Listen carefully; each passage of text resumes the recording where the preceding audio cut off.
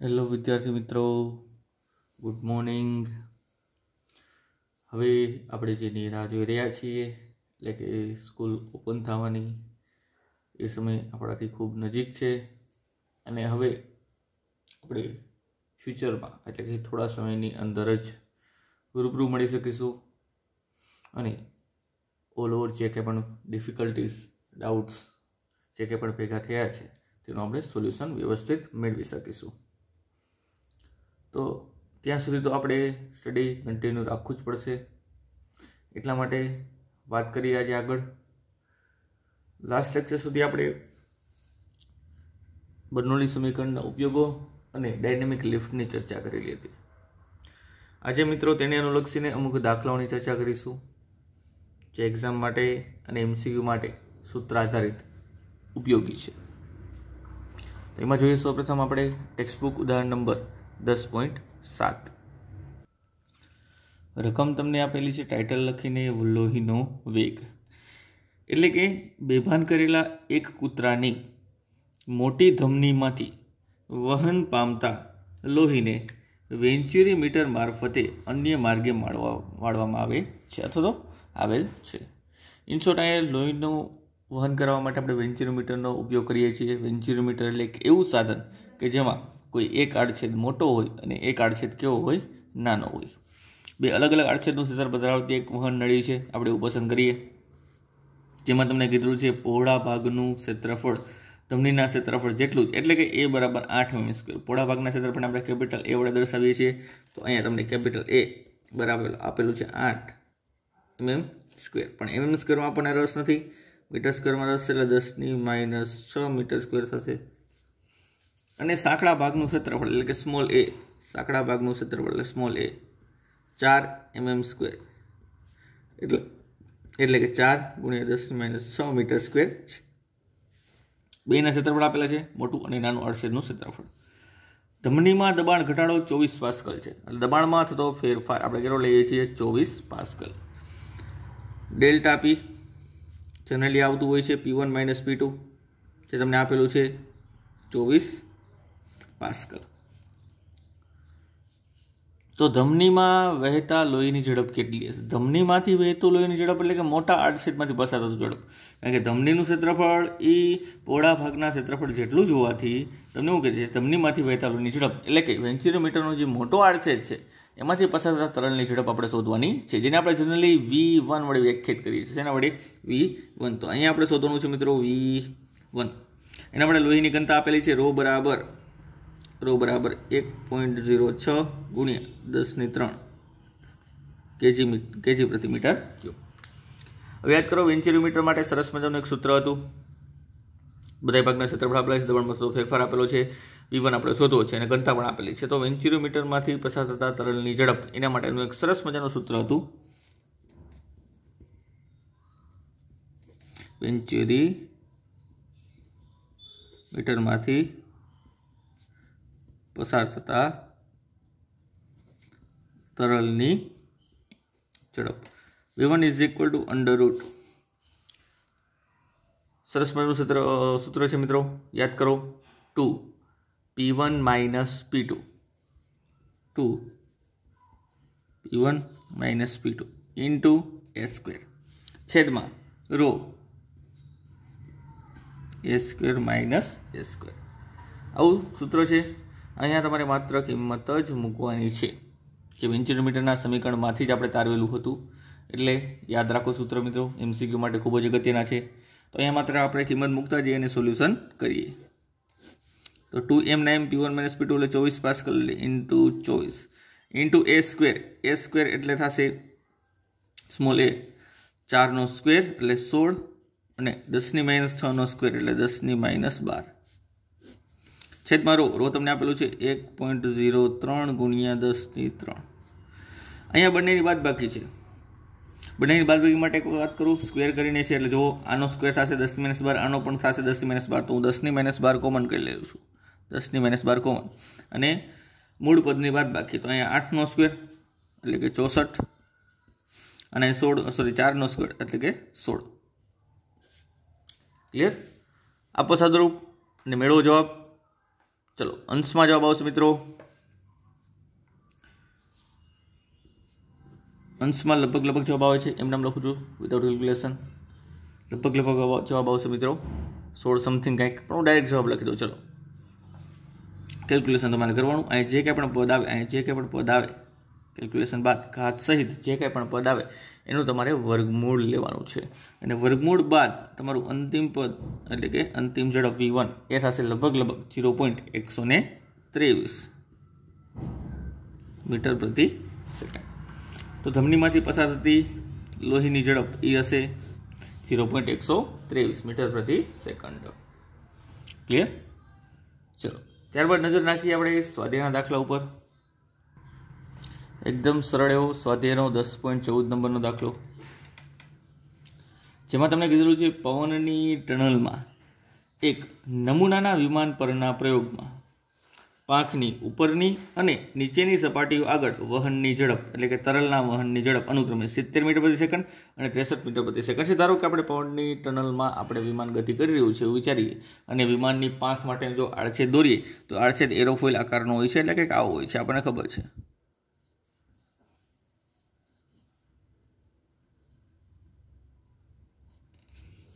ધારો કે વિમાન આ બાજુ ગતિ કરે છે તો એનો મતલબ શું? વિમાનની પાંખ પણ આ બાજુ ગતિ કરતી હોય। ત્યારે ઉપરની સપાટી પાસે તરલના વહનની ઝડપ ઉપરની સપાટી પાસે એટલે આ બાજુ તરલ આ બાજુ ગતિ કરતું હોય, નીચેની સપાટી પાસે તરલ આ બાજુ ગતિ કરતું હોય।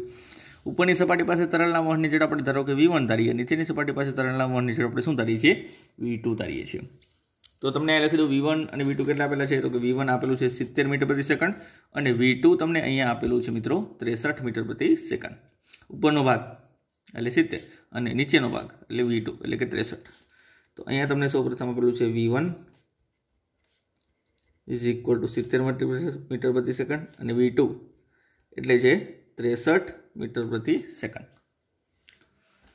तो नेक्स्ट जो પાંખનું क्षेत्रफળ 2.5 मीटर स्क्वेर एटले आटलू जे क्षेत्रफળ जे छे आटला क्षेत्रफળનું मूल्य है कैपिटल ए। धारो के आपणे ए कही दीए केटलुं छे 2.5 मीटर स्क्वेर होय तो પાંખ पर ऊर्ध्व धक्को केटलो लागशे એટલે કે લિફ્ટ એટલે કે બળ કેટલું લાગશે ઉપરની તરફ, અહીંયા બળ કેટલું લાગશે ઉપરની તરફ એ તમારે કહેવાનું છે। અને હવાની ઘનતા લેવાનો એના માટે લેવાની છે 1.3 kg પ્રતિ મીટર ક્યુબ। હવે મિત્રો ખબર છે અહીંયા આ કિસ્સાની અંદર પર્ટિક્યુલર v1 નું મૂલ્ય વધારે હોય, v2 નું મૂલ્ય ઓછું હોય તો અહીંયા સપાટીને લંબરૂપે લાગતું બળ એટલે કે દબાણ ઓછું હશે, અહીંયા સપાટીને લંબરૂપે લાગતું બળ એટલે કે દબાણ વધારે હશે।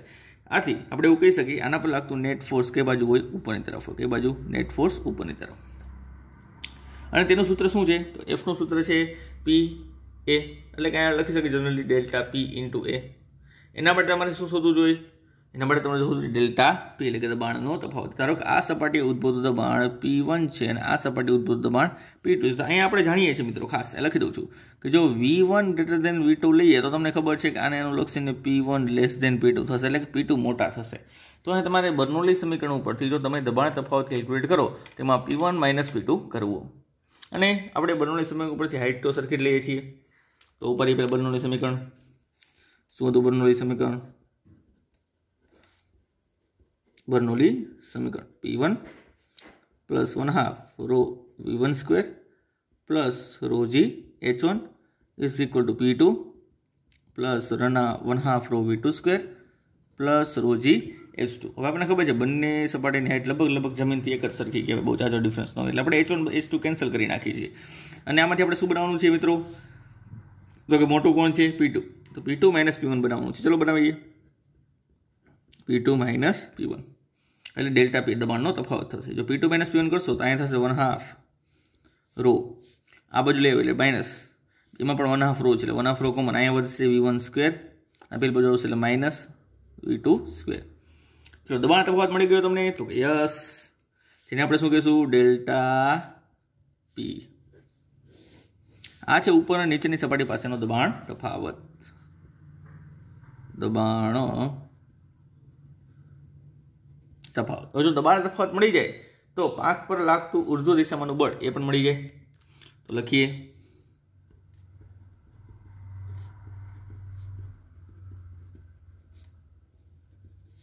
પાંખ પર લાગતું બળ F is equal to delta P into a. Delta P એટલે કે 1/2 rho V1 square minus V2 square into a. ચલો કિંમત મૂકી દઈએ।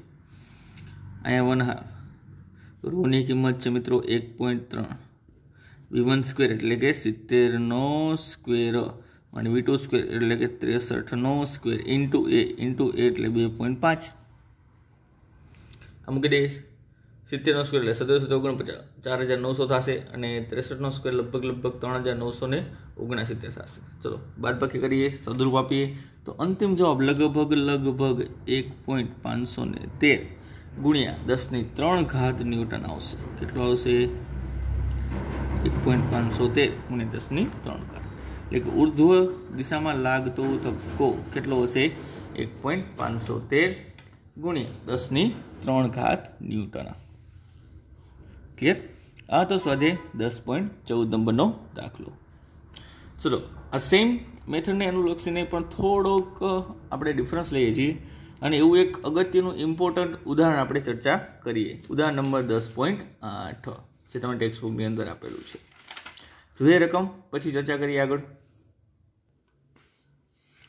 રકમ કંઈક એવું કહેવા માંગે છે મિત્રો કે એક આખા ભરેલા બોઈંગ વિમાનનું દળ, બોઈંગ વિમાન જનરલી જે આપણે કહેતા હોય ને માલ સામાનના ટ્રાન્સફર માટે જે વપરાતું હોય એને બોઈંગ વિમાન જનરલી કહેતા હોય છે, જેનું દળ કેટલું છે? 3.3 ગુણ્યા 10⁵ કિલોગ્રામ।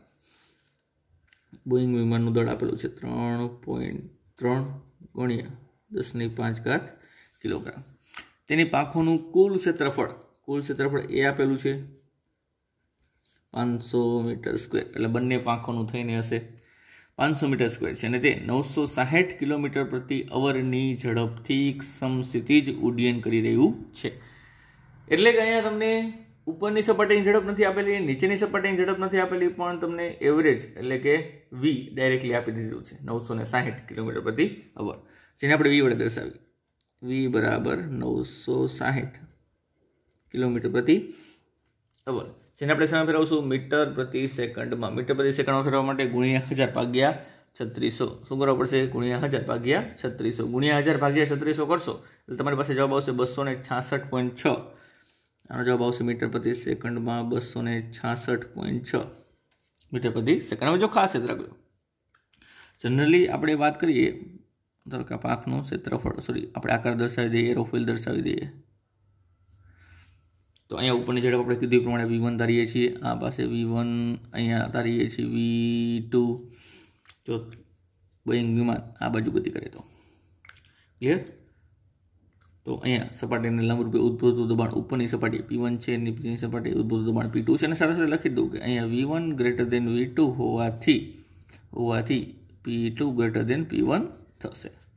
ઓકે, આ વસ્તુ આપણે જાણીએ છીએ। અહીંયા તમને ઉપરની સપાટીની ઝડપ નથી આપેલી, નીચેની સપાટીની ઝડપ નથી આપેલી, તો અહીંયા તમને આપેલી છે એવરેજ એટલે કે સરેરાશ ઝડપ 960 કિલોમીટર પ્રતિ અવર।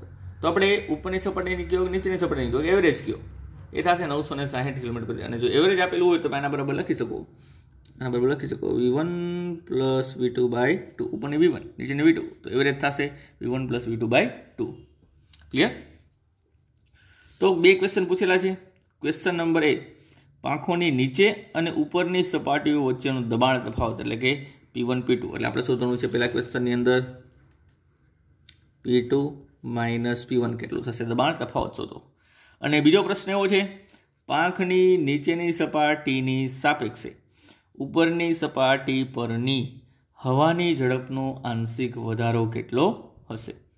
તો અહીંયા તમને એવું પૂછે છે મિત્રો કે ઉપરને ખબર ઉપરની ઝડપ વધારે છે, નીચેની ઝડપ ઓછી છે, તો ઉપરની સાપેક્ષે નીચેની હવાની ઝડપ કેટલી ઓછી છે તેનો આંશિક ફેરફાર આપણે અહીંયા મેળવવાનો છે, એટલે કે ડેલ્ટા V/V આપણે અહીંયા મેળવવાનું છે।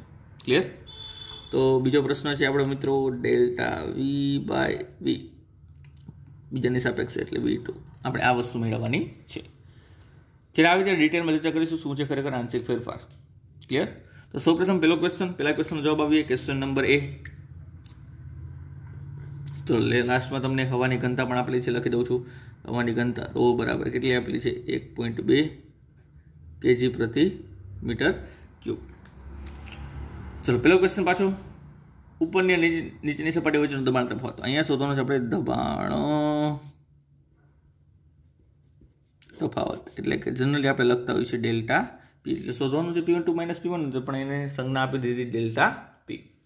હવે એક વસ્તુ ખાસ વિચારીએ મિત્રો, અહીંયા આના ઉપર ઉર્ધ્વ ધક્કો એટલે ઉપરની દિશામાં લાગતું બળ કેટલું છે? ધારો કે F છે. ઉપરની દિશામાં લાગતું બળ કેટલું છે? F. એટલે ઉર્ધ્વ દિશામાં લાગતું બળ F છે. એક્ઝામ્પલ તરીકે આ સેન્ટર વાત કરીએ, આ સેન્ટર છે, આ એમ દળનું પ્લેન છે. હવે પાંખ ઉપર ધક્કો ઉપરની તરફ લાગે એનો મતલબ શું?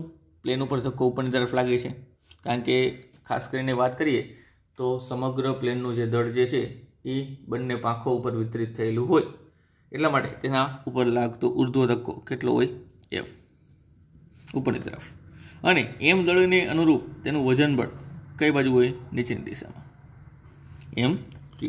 જો આ બંને બળના મૂલ્ય સમાન હોય, આ તરલ દ્વારા લાગતું બળ છે, એના વજન બળ છે, જો બંનેના મૂલ્ય સમાન હોય તો વિમાન એટલે કે બોઈંગ વિમાન એ હવામાં આકાશમાં પોતાનું સમક્ષિતિજ ઉડ્ડયન ચાલુ રાખે. તો આ બંનેની વેલ્યુ સમાન હોવી જોઈએ સમક્ષિતિજ ઉડ્ડયન તફાવત માટે. તો અહીંયા આ છે દબાણ તફાવતને લાગતું બળ F, જેનું સૂત્ર યાદ કરો મિત્રો, યાદ હમણાં જ લખ્યું આપણે ડેલ્ટા પી ઇન્ટુ એ, અને આ થશે mg. તો અહીંયા ખાસ લખી દઈએ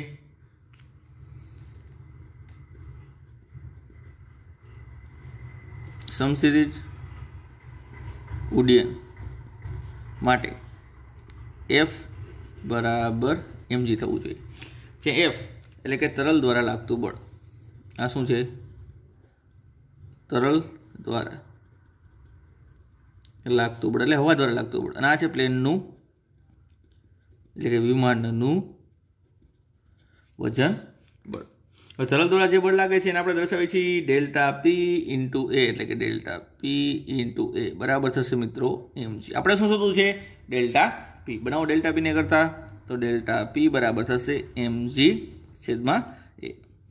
એમની વેલ્યુ આપેલી છે 3.3 ગુણ્યા 10⁵, જેની વેલ્યુ આપેલી છે 9.8 અને એની વેલ્યુ આપેલી છે તમને 500. કરો કેલ્ક્યુલેશન તો તમારી પાસે દબાણ તફાવતનો જવાબ આવશે 6468 પાસ્કલ અથવા તો ન્યૂટન પ્રતિ મીટર સ્ક્વેર. તો ઉપરની સપાટી અને નીચેની સપાટીએ પાંખની ઉપરની સપાટી અને નીચેની સપાટીને અનુરૂપ ઉત્પન્ન થતું દબાણનો તફાવત આટલો હશે, અને એને અનુરૂપ તેના ઉપર લાગતું બળ F ડેલ્ટા પી ઇન્ટુ એ જેટલું હશે. હવે બીજો પ્રશ્ન ધ્યાનથી વાંચીએ ફરીવાર. તમને એવું પૂછેલું છે અહીંયા કે પાંખની નીચેની સપાટીની સાપેક્ષે ઉપરની સપાટી પરની હવાની ઝડપનો આંશિક વધારો કેટલો હશે? ઉપર વધારો હશે તે પણ કેટલો? કોની સાપેક્ષે? V2 ની સાપેક્ષે. V1 નો વધારો પણ કોની સાપેક્ષે? V2 ની સાપેક્ષે કેટલો હશે આપણે શોધવાનું છે. ચલો એના માટે આપણે પેજ ફેરવીએ અને પાછળ લખીએ. Question number 2. ઉપરની ઝડપમાં વધારો એટલે V1 નો વધારો કોની સાપેક્ષે? V2 ની સાપેક્ષે, એટલે ફેરફાર. આટલો વધારો છે V1 - V2. એક્ઝામ્પલ તરીકે ઉપર ધારો કે 90 છે, નીચે 80 છે, તો ઉપરની ઝડપ નીચેની સાપેક્ષે કેટલી વધારે કહેવાય? 10 જેટલી. 10 એટલે ક્યારે ખબર પડે? V1 - V2. આ વધારો પણ મૂળની સાપેક્ષે એટલે કે નીચેની સપાટીની સાપેક્ષે, એટલે સાપેક્ષમાં એટલે ક્યાં આવશે? નીચે. તો V1 - V2 છેદમાં V2 આપણે આ વસ્તુ શોધવાની છે. આપણો છે બીજો પ્રશ્ન. ક્લિયર? હવે એના માટે જોશે શું? તો પર્ટિક્યુલર V1 - V2 ની વેલ્યુ જોશે. V1 - V2 ની વેલ્યુ જોશે આપણે. જો V1 - V2 ની વેલ્યુ શોધ્યું તો એના માટે સૌપ્રથમ આપણે યાદ કરીએ બર્નોલીને. ઉપાડી લો બર્નોલીનું સમીકરણ.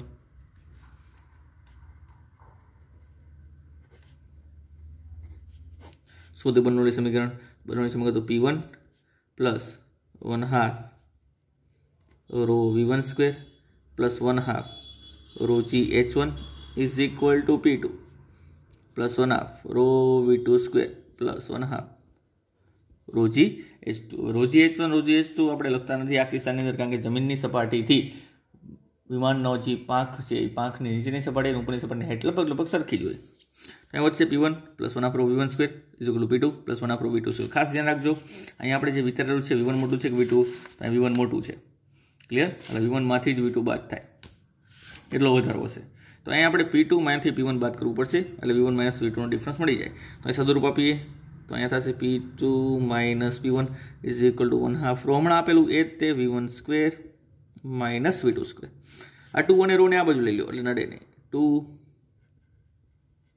P2 માઇનસ P1 છેદમાં રો, તો અહીં માત્ર વધશે P1 square minus P2 square. હવે આ થયું A square minus B square જેવું કંઈક, અને A સ્ક્વેર માઇનસ B સ્ક્વેરનું વિસ્તરણ A minus B A plus B જેવું થાય, A માઇનસ B અને A પ્લસ B જેવું થાય. ચલો તો આના બરાબર હું લખી દઉં છું A માઇનસ B એટલે V1 માઇનસ V2 અને A પ્લસ B એટલે V1 પ્લસ V2. આવું લખી દઉં છું. ક્લિયર? કોના બરાબર થશે? 2 કૌંસમાં P2 માઇનસ P1 છેદમાં રો. જો અંશ આવી ગયો છે, અંશ V1 માઇનસ V2. ક્લિયર?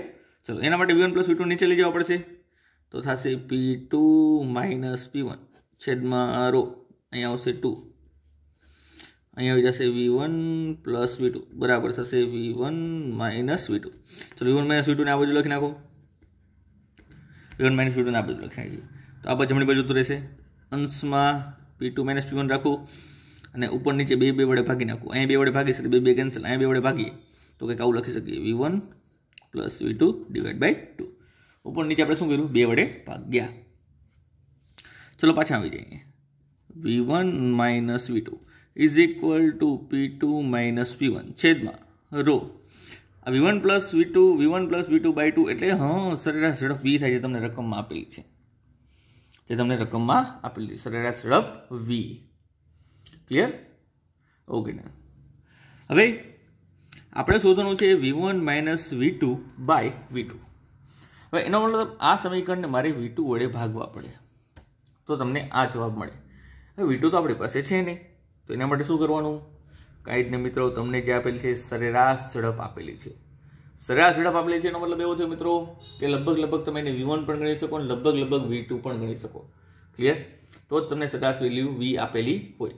તો તમને આ V2 પર્ટિક્યુલર નથી આપેલું તો તમે બંને બાજુ V વડે ભાગી નાખો, બંને બાજુ V2 જેની ઝડપ લગભગ V જેટલી, સરેરાશ ઝડપ V જેટલી છે, V વડે ભાગતા.